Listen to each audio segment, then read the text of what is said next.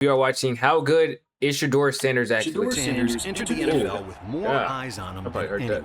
The son of Deion Sanders. It's actually crazy timing because I had a Shedeur blazer in my chat. And somehow, a quarterback who kept getting passed over. Let me know if the volume's good, chat. A slide so crazy, even President Donald Trump tweeted, calling the situation flat out ridiculous. When Sanders finally got to Cleveland, chaos took over. He entered a crowded quarterback room and started low on the depth chart. In fact, the Browns had no intention of playing him. You know what? Then Joe Flacco was traded. Realistically, bro, Shedeur, you can't hear? Oh, you can't hear. You're right. You're actually right. You can't hear. You should be able to hear now. Gabriel went down with a concussion. But anyways, like I was going to say, Shedeur, low key, he should have never fell that far. I don't know how he fell that far. He was like early mock draft, like very early. He was like fourth pick, bro. I literally remember like mid-season last season.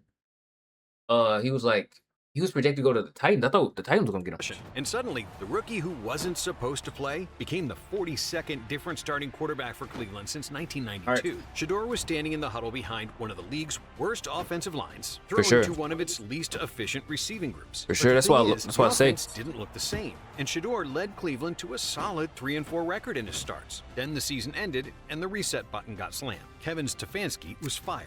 Yeah, he does. He's gonna have a new coach coming in. I didn't even think of that. I didn't realize they were 3-4 with him though. 3-4 with him is not bad. What were they before him? They had to be terrible. I thought he was going to the Giants. Yeah, that's what I'm saying, bro. He was literally up there. He was up there. I literally thought he was going to the Titans. Office faced another crossroads, and Cleveland now holds the 6th overall pick. Like he's not. He's literally okay. Prospect wise, he was literally he still was the second best quarterback. Prospect wise, not performance wise, not how he played this season. Prospect wise, he was literally he's the second best quarterback.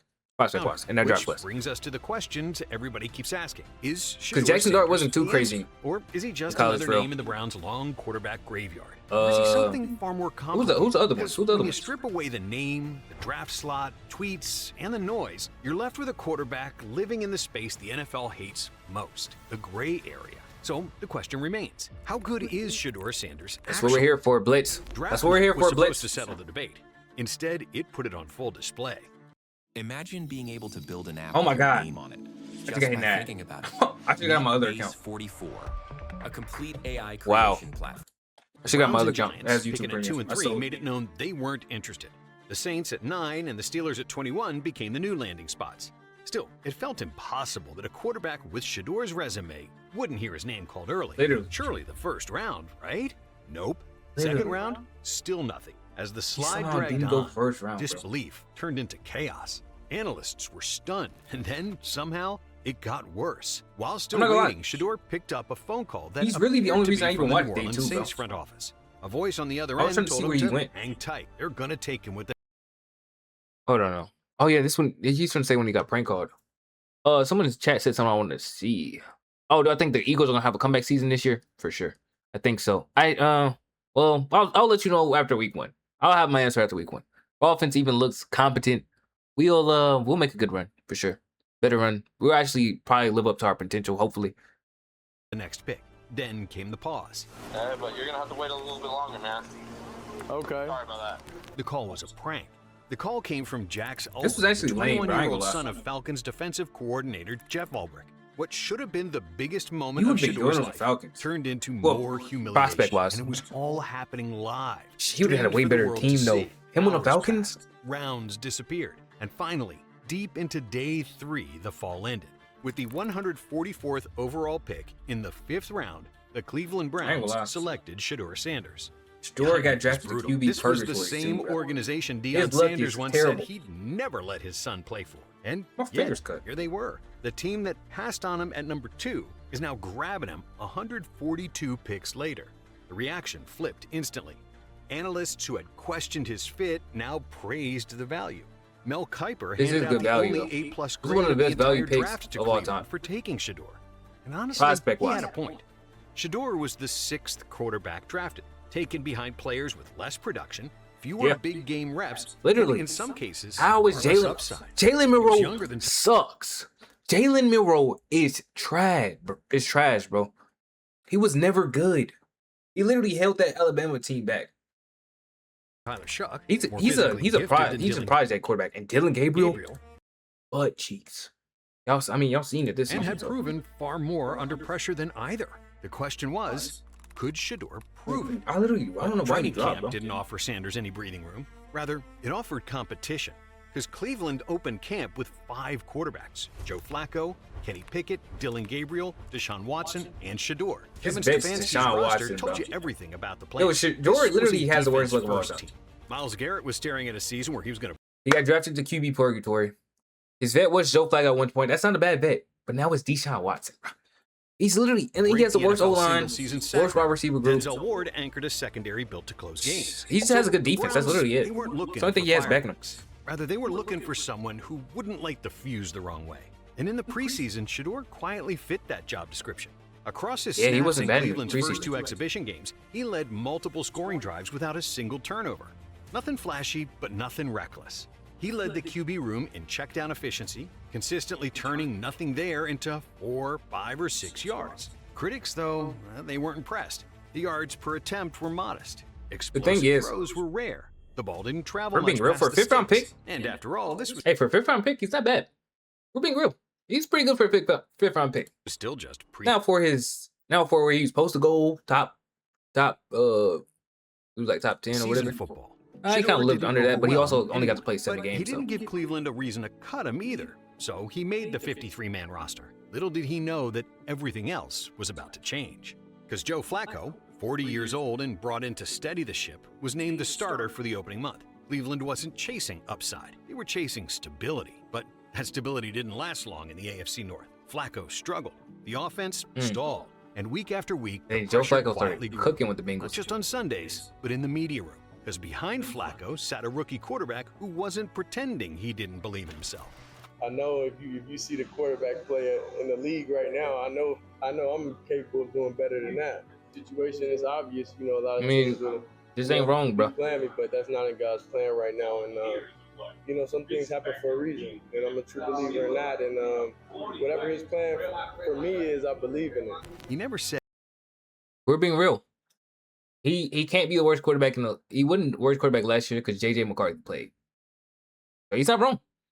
Joe Flacco's name, but everyone knew who he was talking about. Through 4 starts, Flacco ranked last in the NFL in passer rating, with more interceptions Oh than yeah, Joe touchdowns. Flacco. I And as don't the know losses what to stacked say. up, Joe the Flacco was comments terrible followed too. Sanders everywhere. This kid talks. He runs his mouth like I could be a starting quarterback with his arms crossed like this. Get your ass in the front row and study and do all that. If I know, the whole league knows. Quit being an embarrassment that way. You got the talent to be the quarterback. You should be. You should be embarrassed that you're not the quarterback now. Meanwhile, down in Cincinnati, Joe Burrow suffered a severe grade 3 turf toe that would put him out most of the Well, he season. said that like he's supposed to just sub himself in or something. What the hell? He said like he's supposed to just sub himself in or something. Oh wait, this dude's talking about Jalen Murrow. He's like Anthony Richardson, an athletic freak with good arm strength with no accuracy. Yeah, his accuracy is terrible. Oh my goodness. It's the same with Bronny. He's not bad. People just be hating because of that, bro. And the Bengals Real. spiraled. Jake Browning went winless in 3 starts. Bronny's great. He's Their a great offense, value pick. even with Jamar Chase and T. Higgins, stalled out of the gate, ranking near the bottom of the league in early game scoring. They didn't need potential. It's They crazy. needed People hate on confidence Bronny, but they hype on immediately. Bryce. So Cincinnati I think picked up the Bronny's phone, better and than Bryce. just like that, Literally every. Joe Flacco was gone. Like, if you compare them Still, side by this side, wasn't it'd be like Shedeur's age and team, life. not even I feel like close. Bronny It has been a belonged to better player. Dylan Gabriel. In fact, Browns head coach Kevin Stefanski didn't even confirm that Sanders would move up to the second string spot behind Gabriel for that Sunday's game against the remember Steelers. Stefanski told reporters, "Let the week play out," before deciding between Sanders and practice squad quarterback Bailey Zappi. When Sanders heard the news, he had a lot to say. Well, actually, not really, because when reporters asked him about the decision, Sanders didn't speak at all. He just mouthed his Oh answers. yeah, I remember this too. That drew even more attention. Has there ever been a third-string QB carrying so much baggage and drama? Must be a terrible distraction. Browns, I guess, one fan said. This is so weird. Just say you're going to keep putting in that work, another added. And people wonder why he fell so far. The thing is, being upset at not it's getting a lose-lose. chance He to start speaks. is valid, He gets hated on. He doesn't speak. He gets hated on. I mean, but acting like this I mean, is what? not. What do you a want him fan to do? said. Gabriel stepped in as the steady hand. The offense tightened, the playbook Gabriel shrank. was Short drops, terrible. defined reads, high percentage throws designed to avoid catastrophe rather than chase momentum. In fact, nearly 2/3 of his attempts in his first 6 starts came within 10 yards of the line of scrimmage. However, Cleveland ranked near the bottom of the league in explosive pass plays. Gabriel was sacked 18 times in that stretch. Drives reached the edge of scoring range and died there. It wasn't that Gabriel was playing bad football. He was just playing, well, small. And the offense kept asking the same question every week. Is this enough? By mid-November, delaying the answer got harder. Oh, I just realized Cleveland Kevin was 2 Stefanski, he's now the Falcons coach. People say he's a good coach, so I'm hoping he makes the Falcons good, but I want to see the Falcons be good, man. Bijan's too good to be on that trash team. Drake London is too good to be on that trash team, bro. They need to have some good seasons, man. That's what I want to see. 7. The offense had already said he's a made good coach, unwanted though, history with 11 straight Oh, no, games he scoring had some 17 questionable points decisions fewer, here. a franchise record that stretched back to the They had a good defense, 1970s. At one point, the Browns had gone 15 straight games without a single 50-yard completion. Then, in Week 11, the situation finally forced Cleveland's hand. Because with 12:43 remaining in the third quarter against the Ravens, Dillon Gabriel exited with a concussion. Shedeur Sanders finally had his chance. Oh, yeah, he only did get to play It was with a rough. concussion. That's he crazy. went 4 of 16, 47 yards, and 1 interception. But what didn't show up in the box score was how unprepared he was for the moment. Head coach Kevin Stefanski admitted afterwards that Sanders had never taken a single This is another snap with the bad situation. Like, he's playing his first snaps week 11. Rookie week 11, bro. Rookie week 11. first team offense in practice. Cleveland took heat immediately. Radio hosts called it amateurish. Former executives questioned the plan, and the Browns were once again accused of mishandling the most important position in sports. But with Gabriel ruled out the following week, there was no more avoiding it. For the first time all season, Shedeur Sanders had a full week knowing he would start.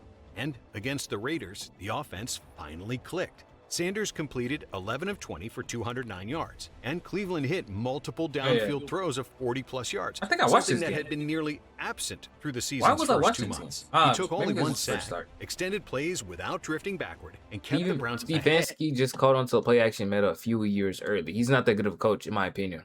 Wow. All right. Oh, in a 20 there goes my Falcons hope. I was actually thinking about not to promote gambling, because I have a gamble.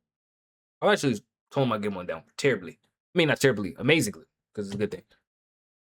Oh yeah, I was gonna make a future bet. That was gonna be the only bets I made.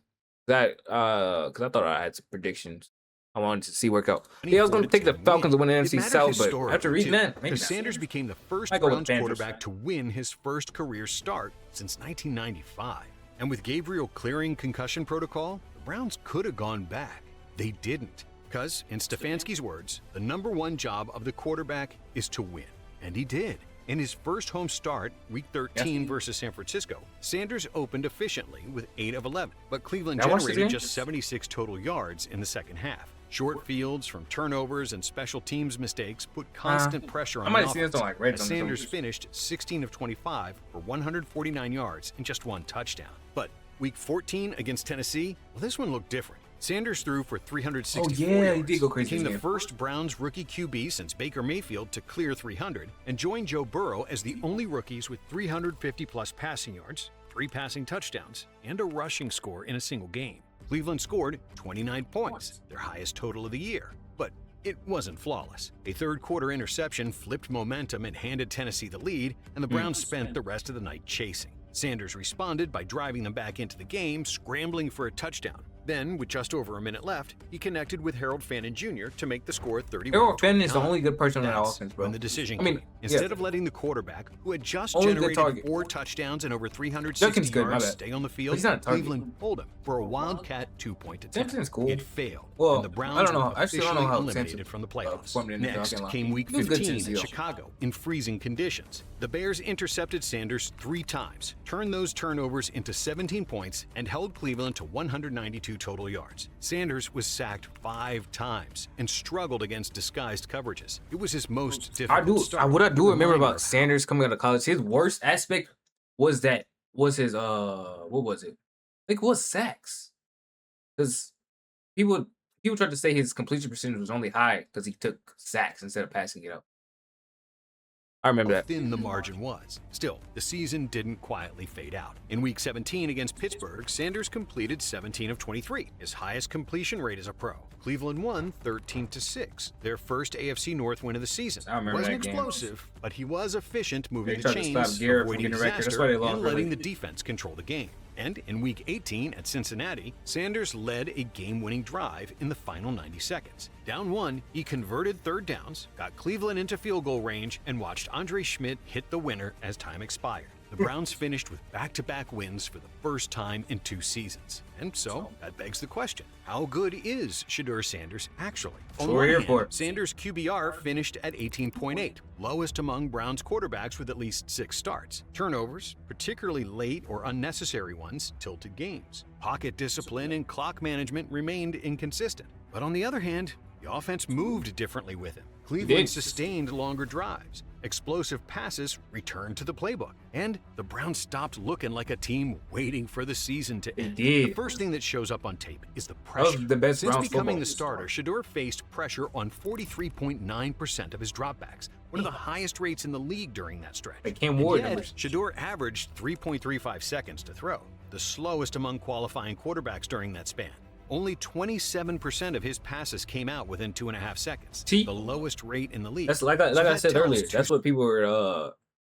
That was like one of his only weaknesses on coming out of college. Stories at once. On the one hand, he's willing to stand in and let routes develop. On the other hand, that patience contributed to sacks that didn't need to happen. Sure, some pressure was unavoidable. Since Week 12, he faced 14 unblocked pressures, tied for second most in the NFL. He also saw 17 quick pressures, where the rush arrived in under 2.5 seconds. But there were also moments where a throwaway or check down would have saved yards and possessions. On paper, the numbers look harsh. 1,400 passing yards, 7 touchdowns, 10 interceptions. But the tape tells a different story. Cleveland's receivers ranked near the bottom of the league in separation rate. Drops were frequent. Many interceptions came on tipped balls, miscommunications, or throws forced by collapsing pockets rather than reckless reads. So, what does it all mean? Well, the truth is, Shedeur Sanders raised the floor of Cleveland's offense without dramatically lifting the ceiling. He kept drives alive, limited chaos, and showed traits that translate at the NFL level. But to make things more complicated, Browns head coach Kevin Stefanski got fired following the end of the season. And historically, that's where quarterback certainty goes to die. Since 2010, fewer than 1/3 of quarterbacks who started games under a fired head coach remained the unquestioned starter for the next regime. But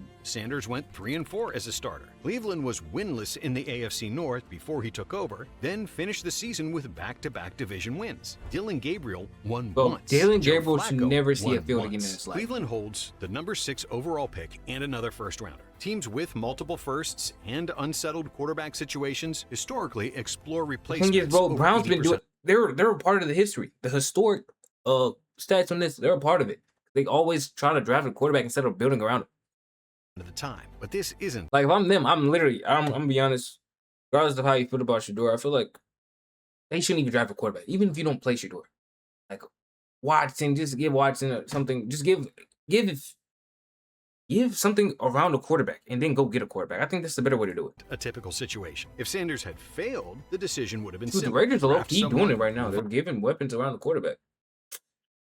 Now, Mendoza, he's honestly, out of a lot of quarterbacks that came in recently, he has some of the best foundation around him. Jackson Dart didn't have bad last year, I ain't gonna lie. Instead, he forced comparison. Every free agent, every draft prospect, every trade scenario now's got to be measured against what he already did. The Browns finished near the bottom of the league in scoring, near the bottom in rushing efficiency, and near the bottom in receiver production. No Cleveland pass catcher finished inside the top 95 in receiver efficiency metrics. The run game ranked in the bottom 3 during Sanders starts, and the offensive line allowed pressure at a rate that ranked 31st in the NFL. And that matters, because no quarterback thrives in that environment. 32nd has to be the Titans again. And drafting another quarterback doesn't fix any of those problems. Cleveland doesn't need another reset. It needs an evaluation that actually means something. Upgrade the offensive line, draft or acquire a true wide receiver 1, and then, and only then, do you judge the quarterback. Now, Shedeur Sanders hasn't proven he's a franchise savior. He has proven he's worth another year of real evaluation. He just needs the one thing the NFL rarely gives young quarterbacks, a fair shot. If you enjoyed this video, stick with Blitz. Subscribe. You know what? Check out if some Browns of our going for no. Maybe he can go to the Falcons. Like I said, I need to see the Falcons win some games. Great vid from Blitz, though. Great vid.